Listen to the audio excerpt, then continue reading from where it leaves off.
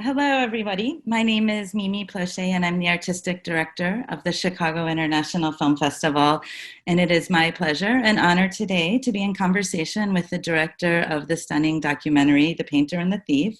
So here we have Benjamin Rees. Welcome, Benjamin.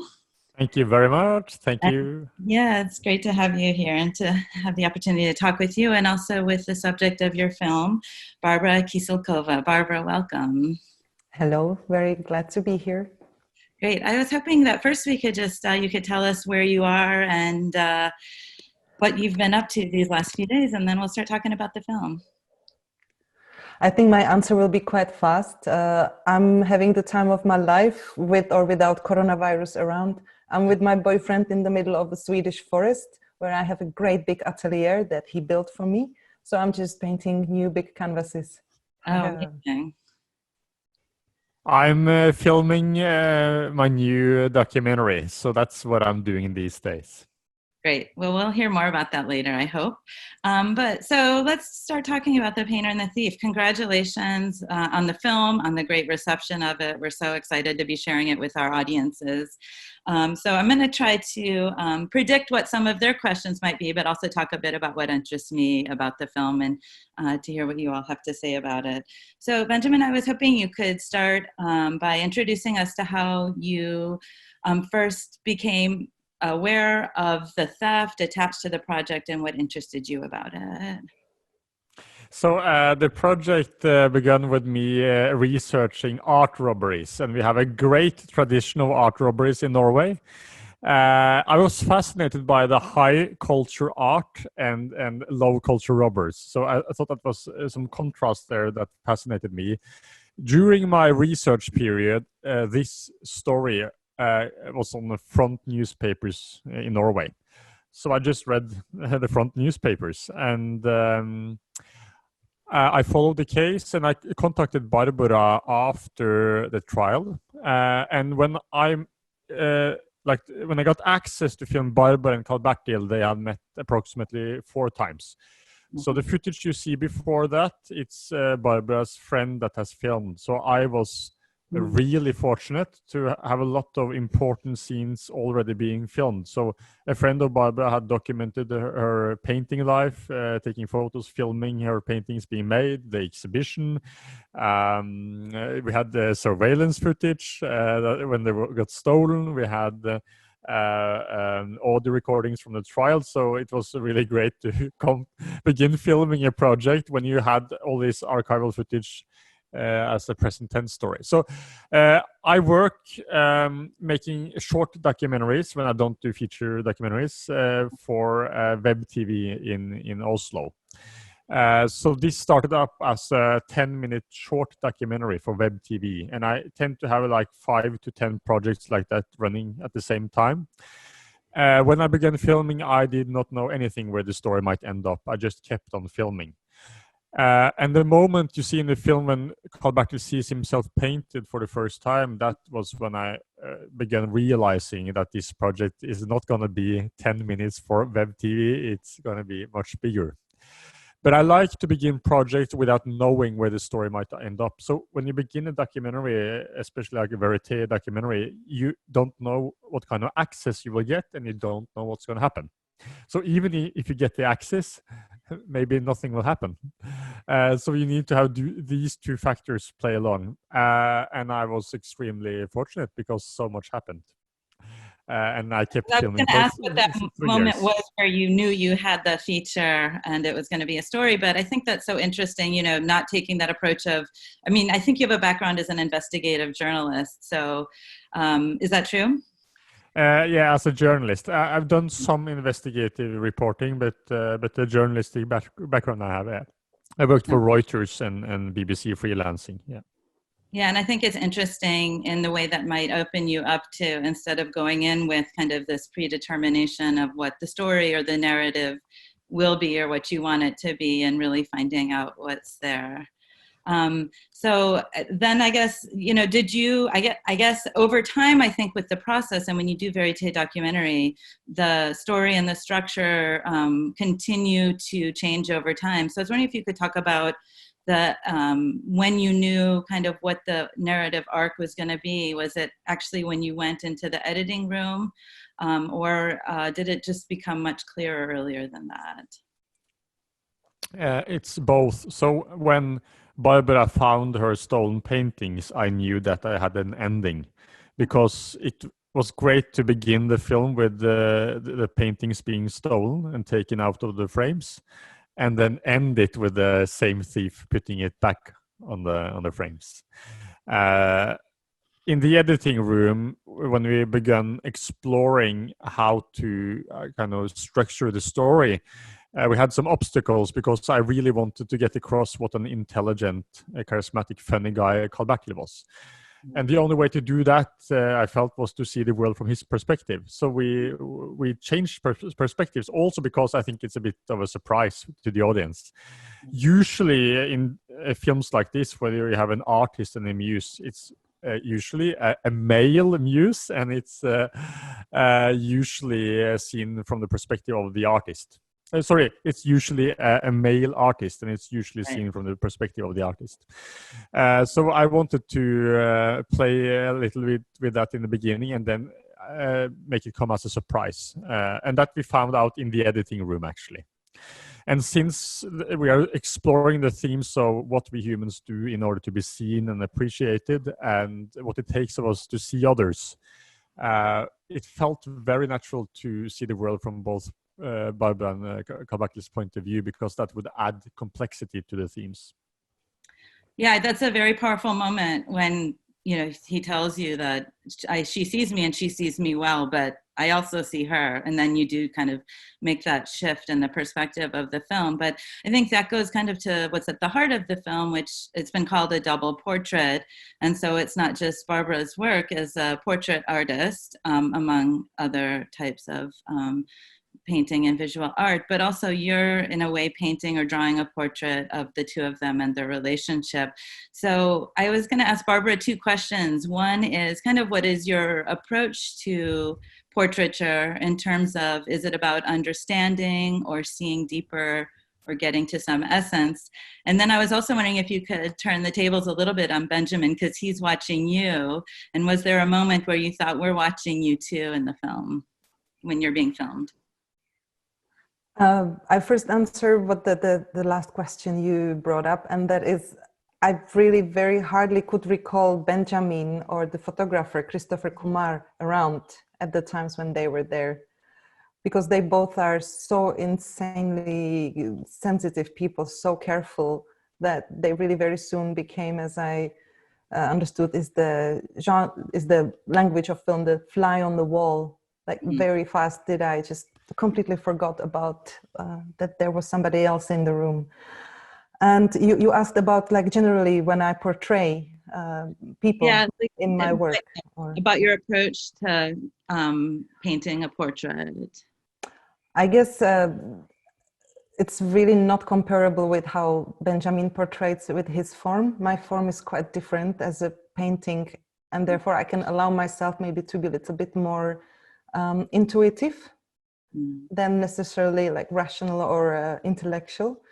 And that was also with maybe the most I felt it with Bertil. You know, it was really quite obscure situation when I actually had to invite him over to my studio.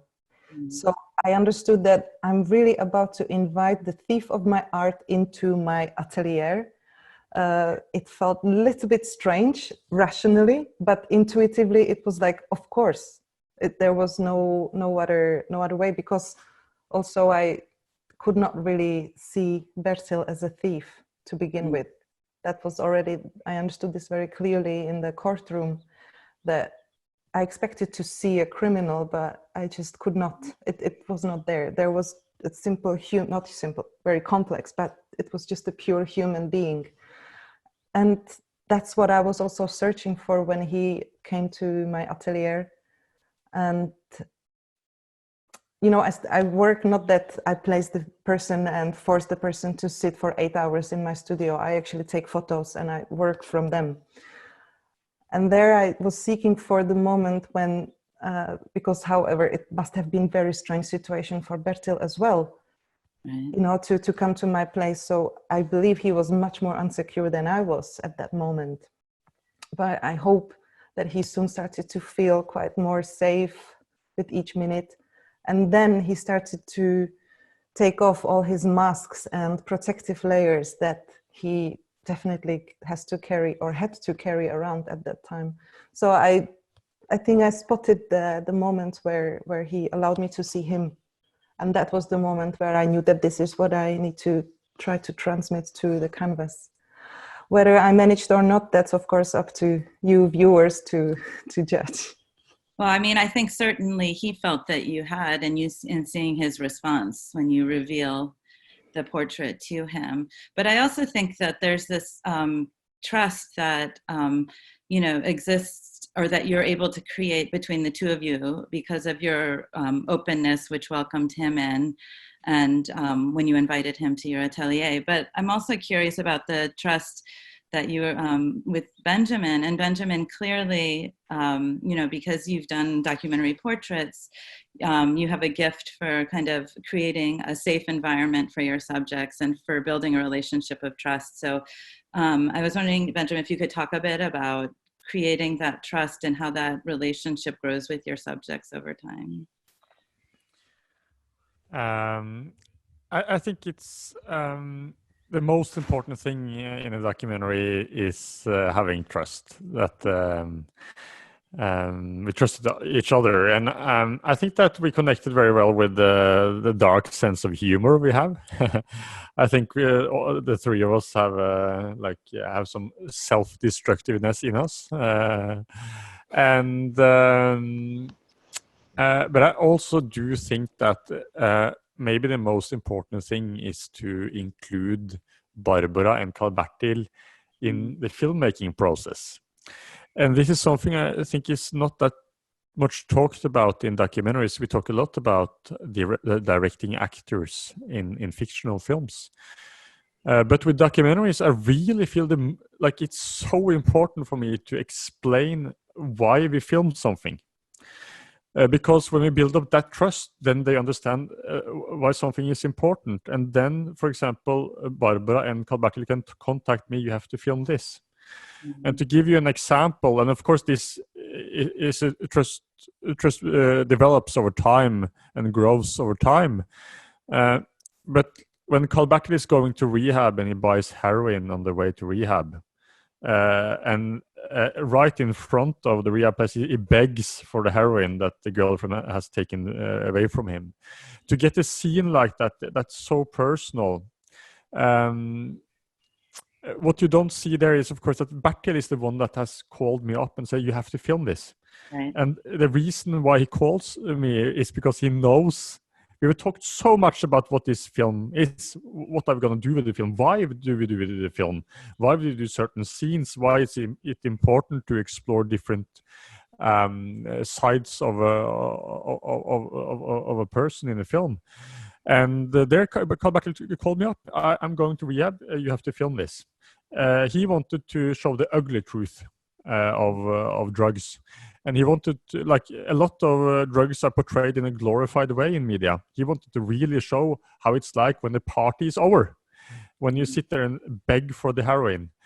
And then we filmed it. And the day after that, he called me up and said, Benjamin, you can't use that in the film. And I said that I respect that, Bertil. It's very personal and you were on drugs, so I will not use it. The next day after that, again, he called me back, Benjamin, you have to use it in the film. It's so important. So I do talk a lot about filmmaking, and maybe that Bora thinks it's a bit nerdy and boring, but I think that sharing how we film something, dramaturgic choices, how we're going to tell the story, sharing as much as possible, I think everyone will get a deeper understanding of the filmmaking process, and then that will build trust. Then we know, then Barbora and Carl-Bertil know why we film certain scenes, and then hopefully they can relax more. I definitely have to confirm that what Benjamin says with the trust. I think it's, of course, it's as important for me as it is for Bertil. But of course, the journey of Bertil we see in the film there, it's totally essential that there is a trust towards the filmmaker. And I felt it the same. So I really felt super safe with Benjamin. And I knew that if really something happens that I don't want to be in a film, he would respect my decision, as he just said about the situation with Bertil going to rehab. So that was definitely essential.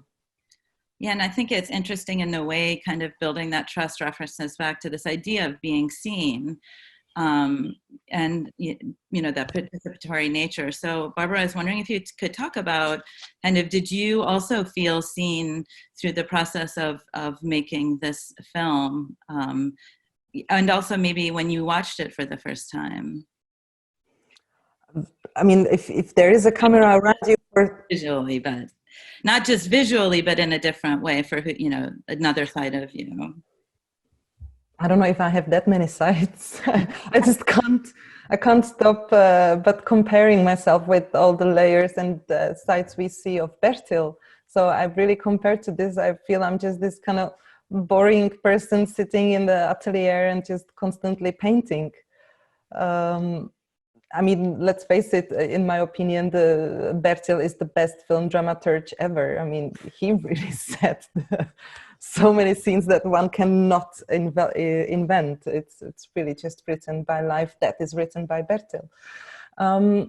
But of course, it's something else to be in front of the camera and then to sit there at the Sundance Festival at the full cinema and see yourself and seeing all these hundreds of people voluntarily sitting in a cinema, spending their life, 1.5 hours of life watching what you've got to say.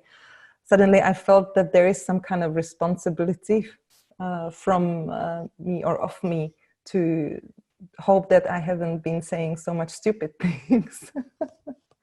But and how it influenced me or changed me, honestly, I'm just the same nerd as before. I'm just the happiest being in my atelier and finally working on big canvases again. So I guess I'm the same, yet I have, of course, enormous respect for Bertil to see what he has achieved and where he is now.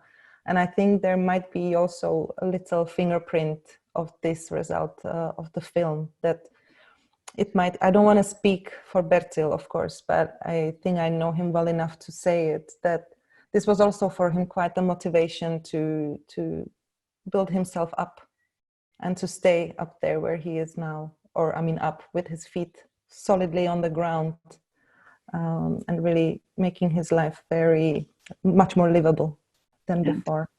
I mean, I do think, though, you're not giving yourself enough credit, because I mean, I think there's this deep humanity in you that was able to see something in him and to create that relationship. And to me, kind of that humanity or that connection that you two forge is really the heart of the film. Thank you. But that's also the trust, as you spoke about that with Benjamin. So it's not only the trust of Karl Bertil and me towards Benjamin, but it's of course definitely about the trust between Bertil and me. Right. I hope that I showed him enough of my trust by inviting him over to my studio. And I also believe that he showed me his trust, that he kind of allowed himself to come to my life, because I think there has been way too many people that really left Bertil alone or just dropped him off. And I hope he saw that not everyone is like that. And whether it was Benjamin or me, that we were there for Bertil also when he did not need, but we kind of forced ourselves there, and then it did a good thing. So yeah, the trust is a key word, definitely. Mutual trust. Great. I also, I feel like the moment, I'm going to go back to that kind of moment of reveal, especially of the first portrait, where we see that you really connect emotionally. And I think that the film is almost constructed around these different moments of reveal, which I think is very powerful in the way that it draws the audience in. And of course, there's a lot going on behind the scenes, so I want to get to that in a moment.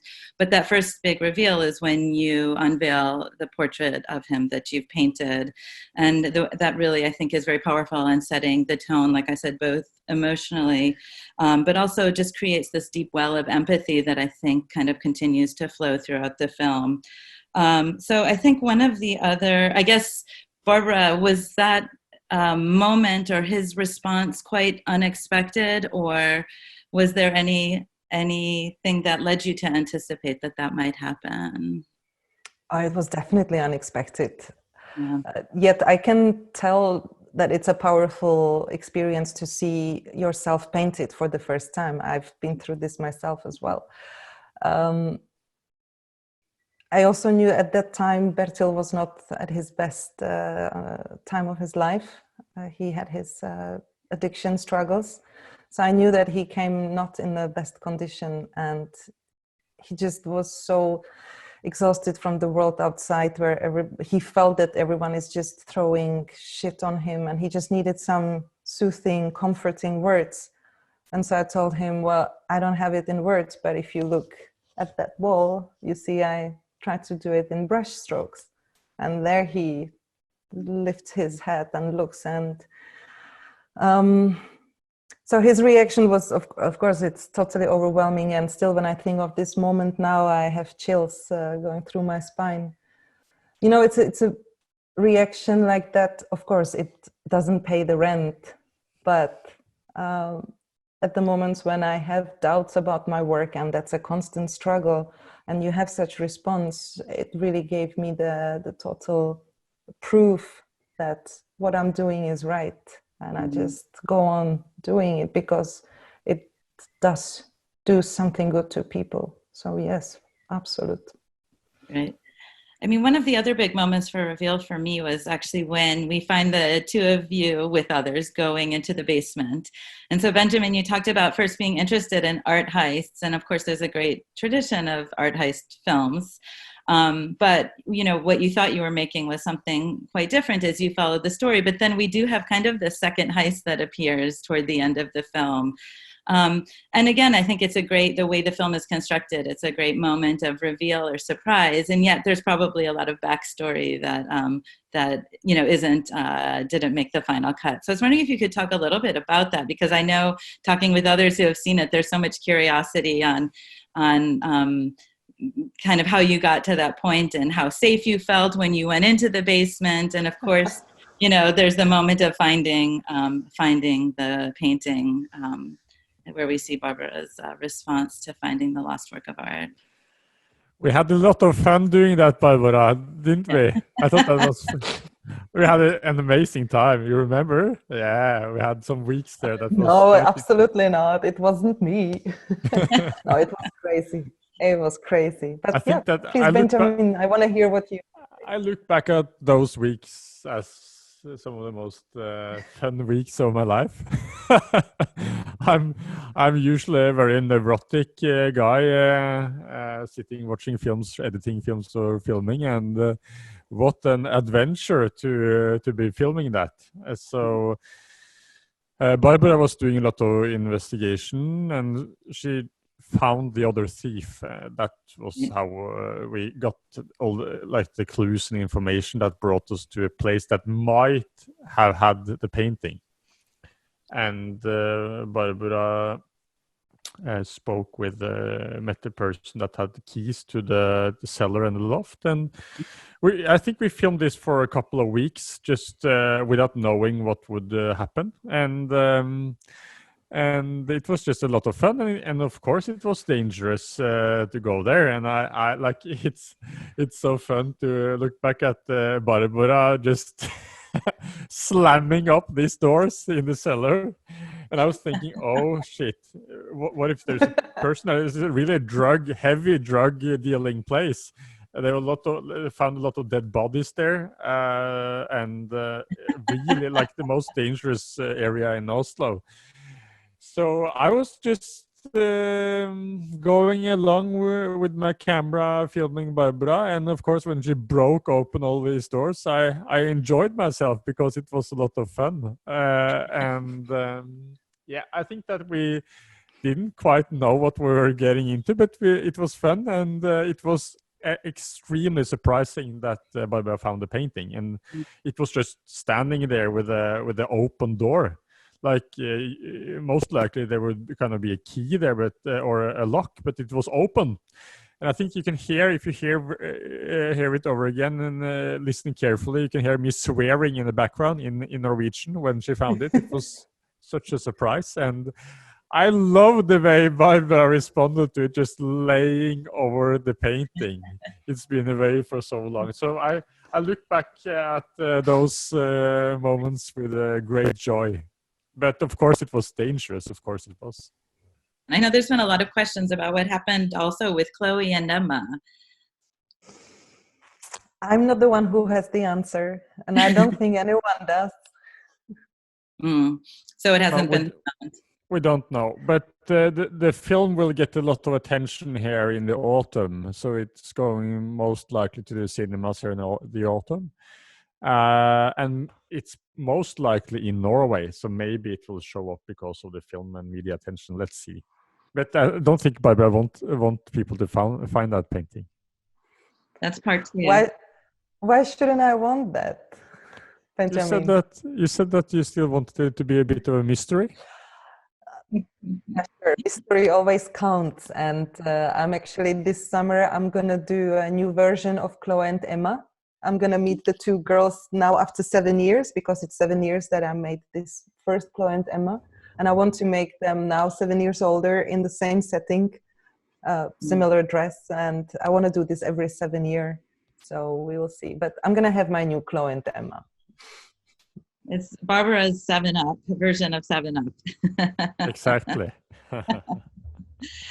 Great. Well, this actually leads me to some questions about kind of the impact of the film. And I know it's probably too early since the film hasn't had a release in Norway yet. But Barbara, since you finished filming, has there been any change in your artistic life or kind of attention that you're getting as an artist? Or I know you're actively painting right now in your atelier in the woods, but what has anything happened since then? Or I know it's hard to anticipate what might happen, but the film starts with your first solo exhibition. Is a solo exhibition on the horizon is another way of putting it.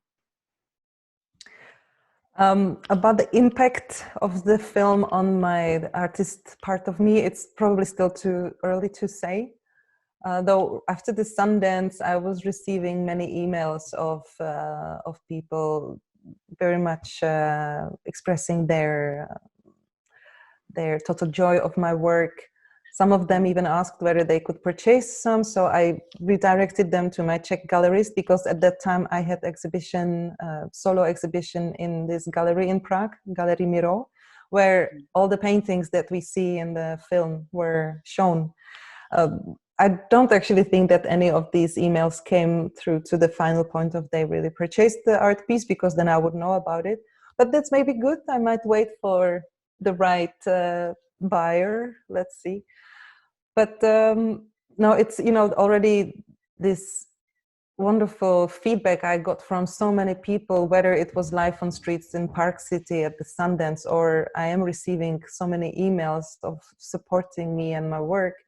Mentally, it's really great. Once more, it doesn't pay the rent, but it will pay off soon. I can't, of course, stop hoping. If I did not believe in that, if I did not have my patience, I would give up long time ago. And Benjamin, is this something that you always take into consideration, is kind of the effect that your work will have on the subjects of the film? I mean, which in this case seems for both it's turned out very well, but...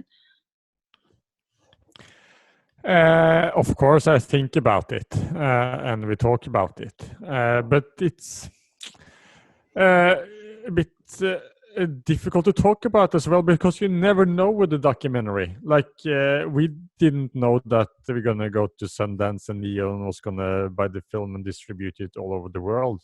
Like it might have been a documentary only shown in Norway, so it's difficult to say or talk too much about during filming. But I would like to add that Bertil today, he is doing great. He has been sober for over a year now, and he's studying. He finished his final exam yesterday, and he's studying sports medicine. And he's doing really, really great. So that is, of course, fantastic. And considering what he has been through. So I think that, like Barbara talked about, it maybe has been a kind of inspiration to show that he really can do it, because he knows Right. there's being better film about him. Great. I did have a question from a friend who watched it, and it says, on one hand, and I agree, this film seems to be a story about friendship, which is universal, and this beautiful friendship that we see grow and evolve. But on the other hand, it's, I think, in another context, it might seem like it might be impossible. Like in the US, if someone goes to prison, it would be for much longer, and in a way there wouldn't be that access. And so I guess, are there other ways you see this maybe as a particularly either Norwegian or European story, outside of kind of that universal aspect? I think that that surprised us when we showed the film at Sundance, that people almost saw the film as a political film, because we show the prison system in Norway is something we are used to, and they're of course focusing a lot on rehabilitation and not punishing. So we got a lot of reactions to that.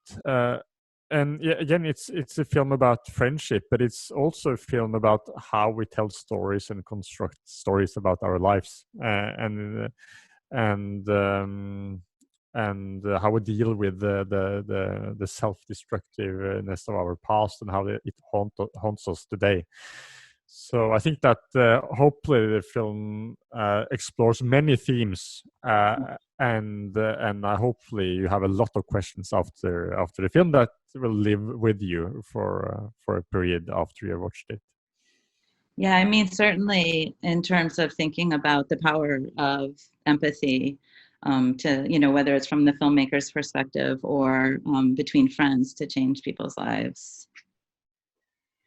And I believe these are stories that happen all over the world. I mean, friendship is something that definitely counts all over the world. You've got painters all over the world. You've got drugs all over the world.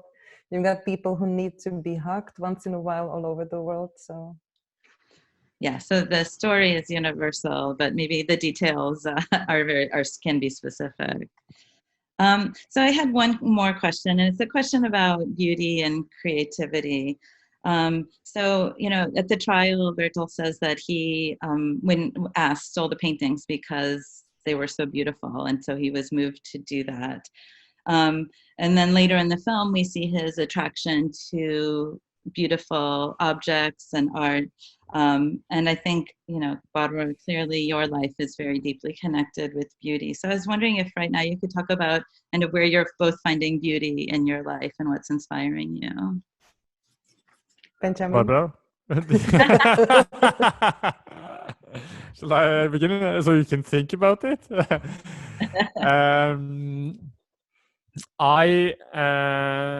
I love watching films, so I watch a lot of films. I think that's the best thing I can do. If I can watch one film a day, that makes me very happy. If I can watch 2 films a day, that makes me even more happier.